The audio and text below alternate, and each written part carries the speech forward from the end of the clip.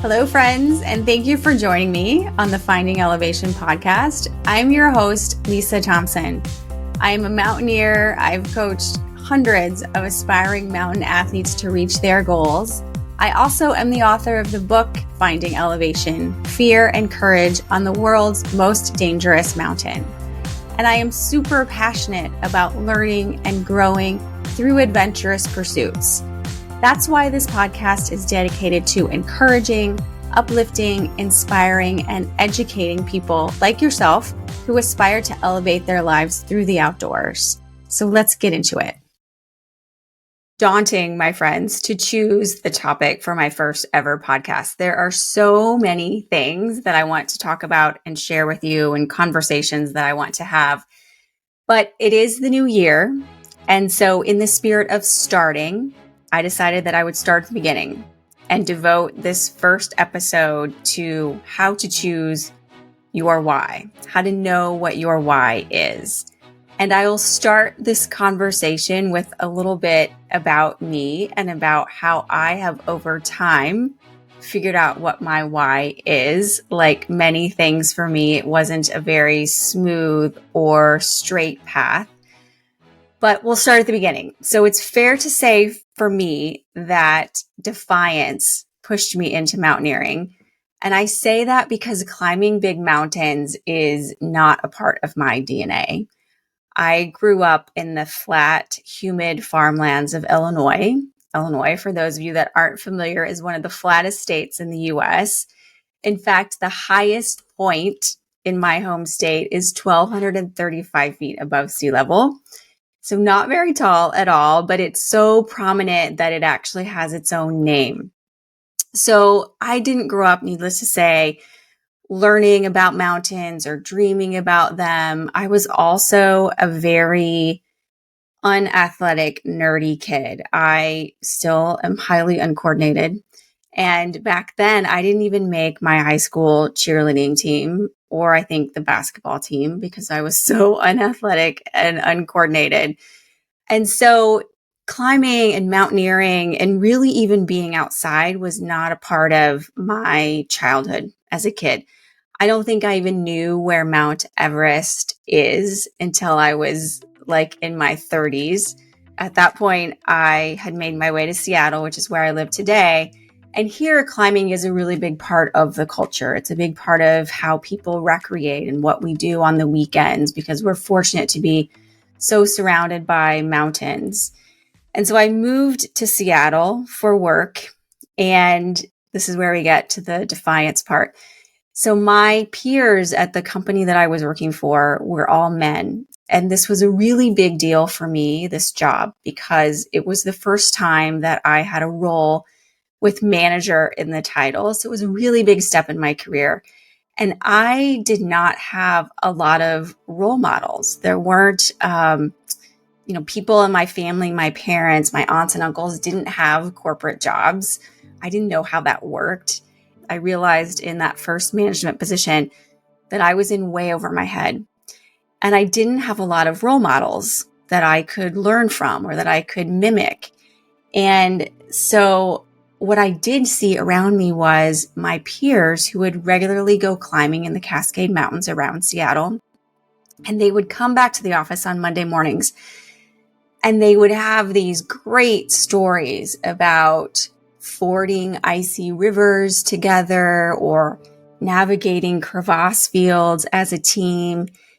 And none of that sounded fun to me. I didn't even know what an ice axe was or what a crampon was.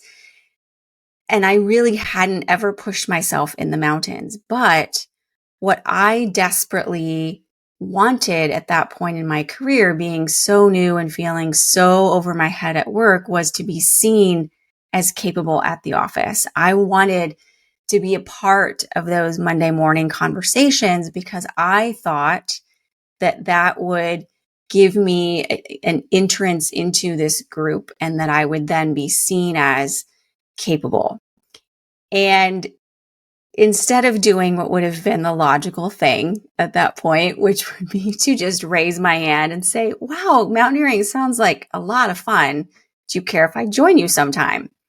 I didn't have the courage or the voice to do that.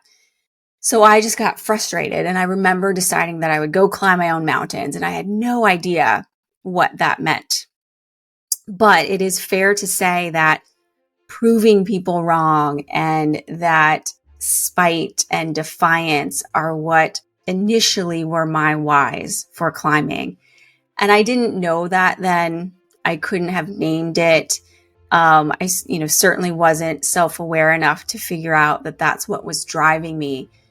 And it wasn't until many years later, probably close to 6 years later, when I was diagnosed with breast cancer, and climbing then was threatened to be taken away from me.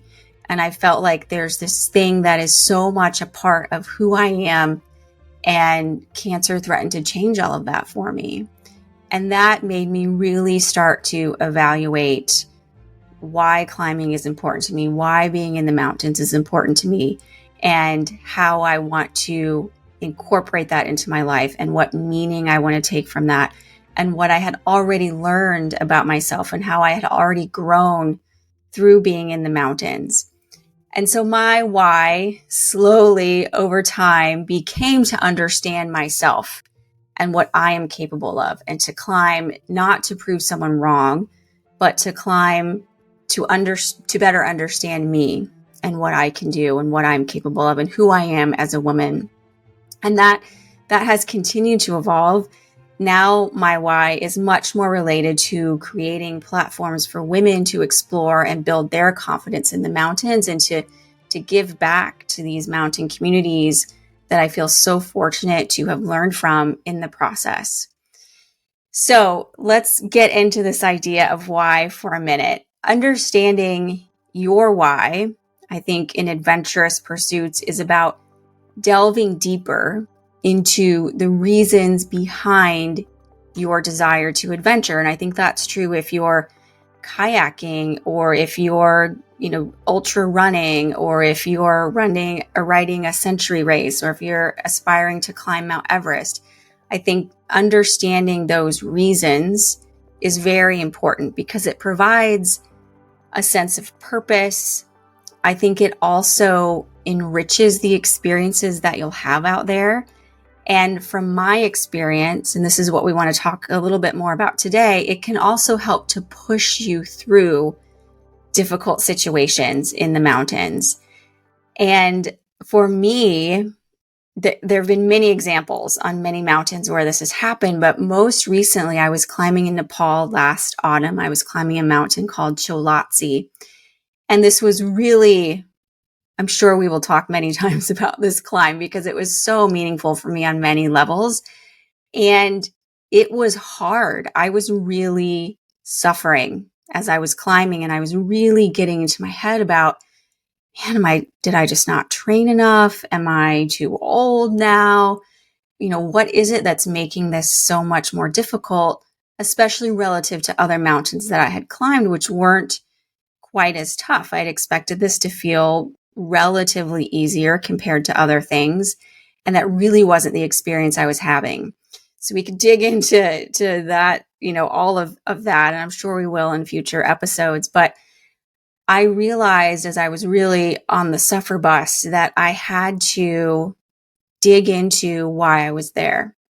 And I had to really think about what motivated me to keep moving, to keep putting one foot in front of the other, to keep pushing forward in spite of how painful it was.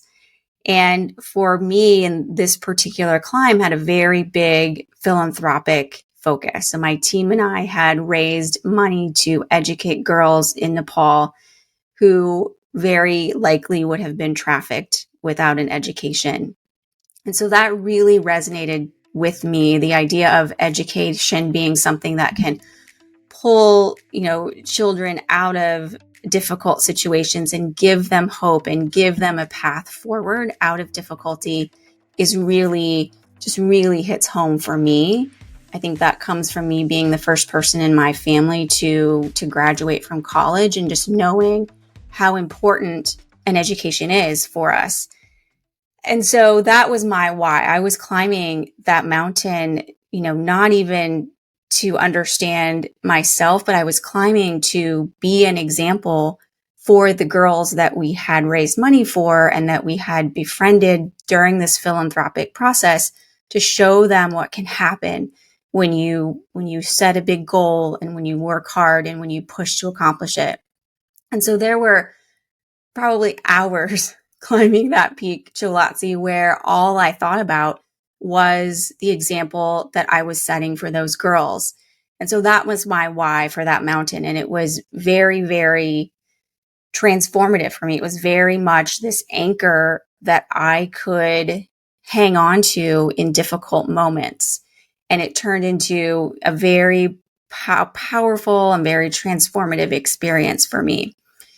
So that's an example of how it's worked for me in the past. And I coach athletes that I work with through Alpine Athletics to spend some time to really dig into. I actually make it their homework to dig into this, to figure out what your why is. And so what does that look like? What are the techniques for doing this?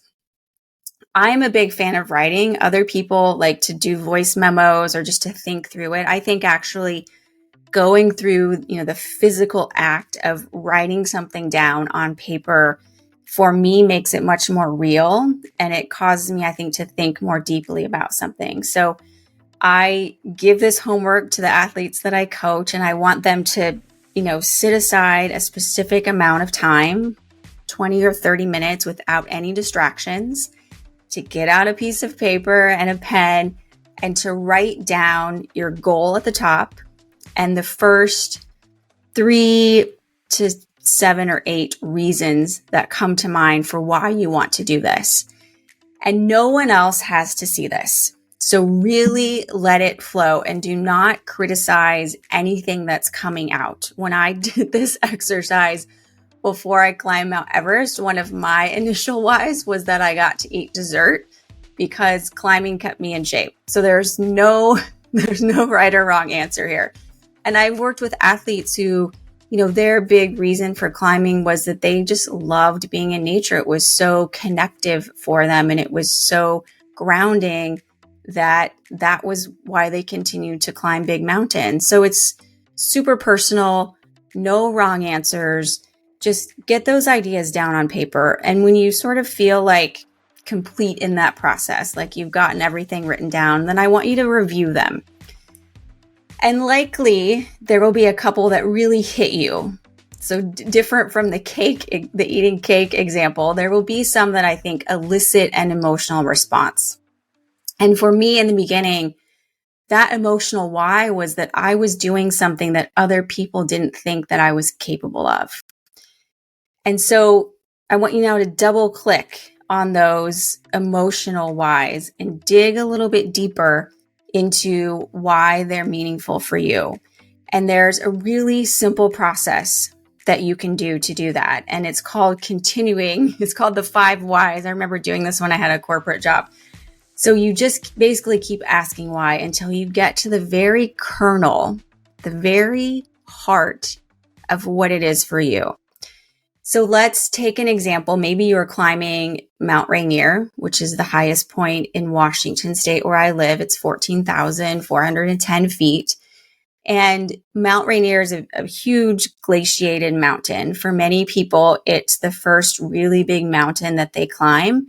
And it's the first time that they're using techniques like traveling with a rope team. It's maybe the first time that they're wearing crampons and carrying an ice axe. It's the first time that they look into a giant mawing crevasse and think, holy shit, what am I doing here? And how am I going to get through this? And so for a lot of people, Rainier can be a very daunting climb, a very daunting first step into mountaineering. And so if you were climbing Rainier, for example, one of your more emotional whys might be that you just want to know what you're capable of. And so ask why again. Why is it that I want to know what I'm capable of? And that could be something like, I used to be an athlete. I used to be really fit, and that just kind of got away from me. And then you ask why again. And that's because I've been focused for the past 15 years on raising a family. My priorities have just shifted. And why is that? And that is because being there for my daughter is important to me. It's a part of who I am as a parent. And why is that? And that's because I want my daughter to grow up to be a strong, independent woman. And that is it. That is that. And it doesn't have to be 5 times, but just for the point of example, you will get to a point where you do this, where for me, like, I will get a little bit choked up. I'm like, oh yeah, that really is hitting it for me. Like, that reason, that person, that situation is why I am out here. So it's a very personal and emotional thing for one reason for wanting to climb a mountain. And it needs to be that way in order to have meaning and in order to have the weight and the heft that it needs to have in order to allow you to use it to carry through difficult situations on the mountain. So ultimately, this why is what you're going to turn to when things get difficult as you're climbing. And so you want it to have this really deep emotional resonance with you. So to take this to the next level, I ask athletes that I coach to also make a list of things that scare you about your upcoming climb. And we'll talk about this scary list in more detail in an upcoming episode, but let's just continue with the Rainier example. And we'll say that this athlete is really worried about crossing a ladder that's laid over a crevasse, which has become sort of part of climbing the Disappointment Cleaver route on Mount Rainier lately. And for me, it's not normal for us to step across a ladder over a giant big hole in the ground. So for many people, this is scary. It's a really daunting thing that they know they're going to have to do in order to successfully summit and return from Mount Rainier. So there's some practicality that gets into this as well. But in this ladder example, as a coach, I will also have athletes practice crossing an aluminum ladder in their backyard. And I want them, when they're doing that, in this case, to think over and over again about their why. So think about your daughter growing up to be a strong, independent woman and what that looks like and feels like and what it means to you and to her and to your family and her family. And like really get in there, like really feel and sense what that means. And so now you can see how this why becomes a tool. It becomes a part of a skill that you have and a positive visual for difficult situations, even if those are unexpected situations that could happen on a mountain. And you can even turn it into a mantra. You could distill that idea of your daughter being a strong, independent woman down into a couple of words that, again, really resonate deeply with you, that you can repeat when things become difficult. And that becomes very, very powerful.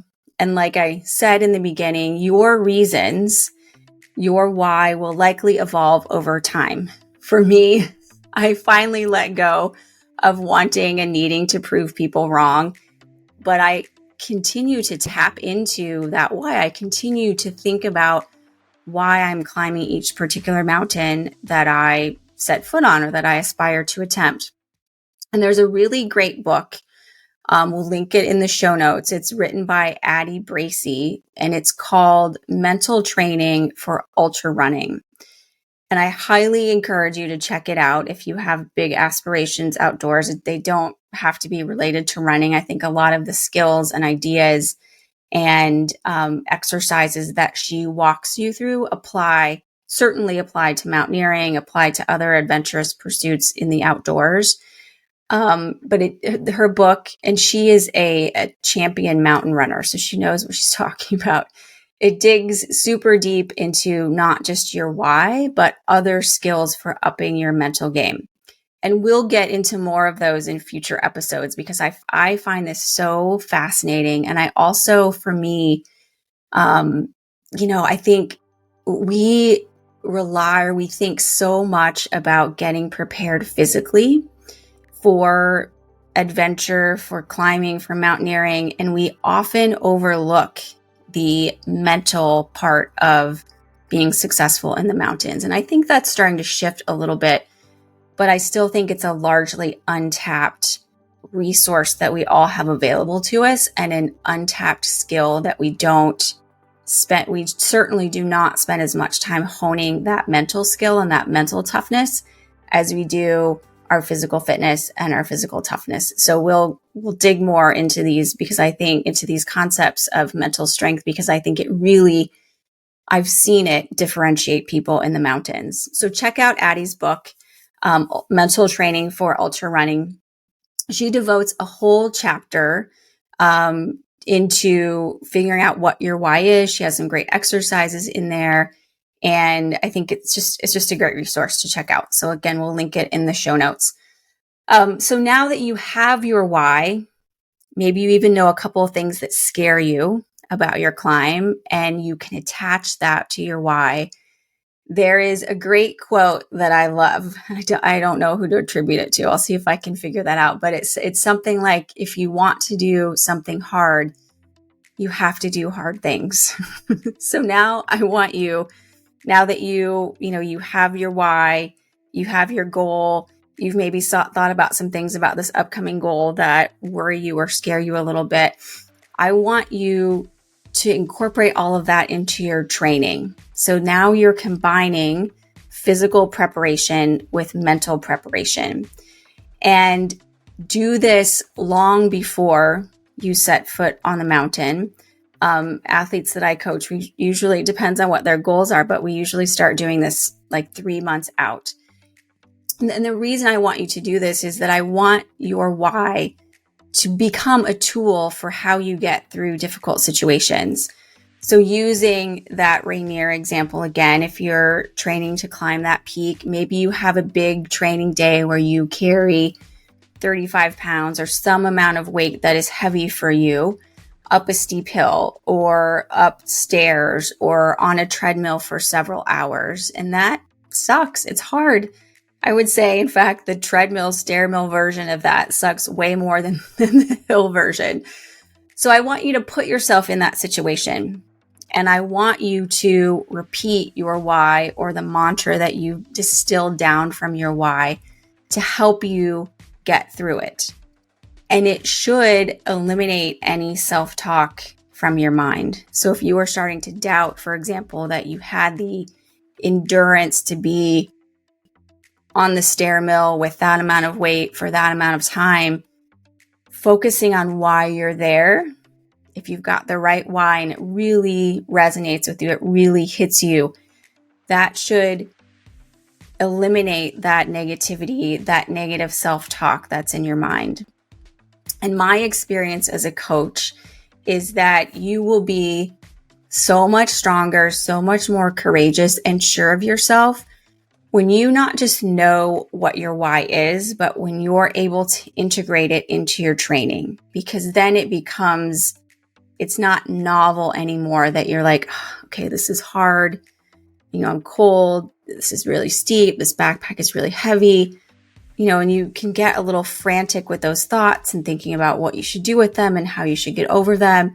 But if you've made this integration, if you've incorporated your why into difficult training situations, it will just click like that.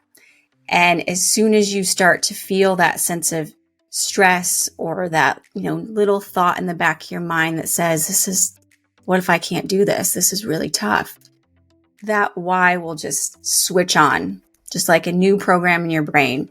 And it will get you to shift from thinking that something is difficult to instead focusing on why you're there.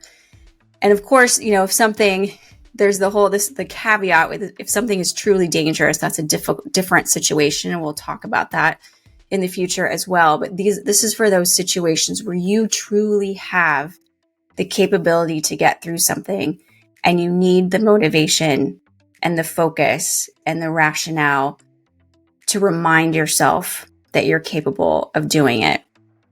And athletes who have that internal motivation, that are driven by passion and also enjoying being out in the mountains, enjoying what you're doing, in my experience, they are much more likely to be successful, whatever successful means for you, and ultimately more satisfied with their endeavors.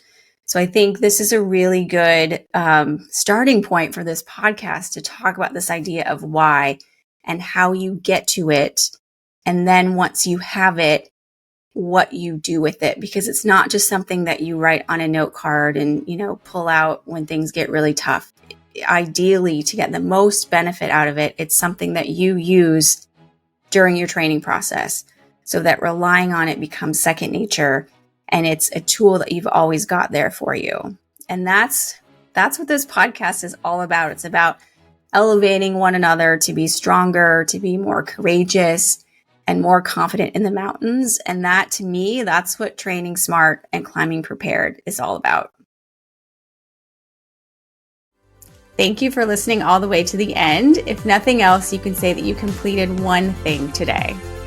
All of the resources, products, and guest information that we shared can be found in the show notes, so be sure to check those out. You can also find out more about me and what I'm up to at lisaclimbs.com and at alpineathletics.net. And if you enjoyed this show, please subscribe and share it with a friend. Cheers!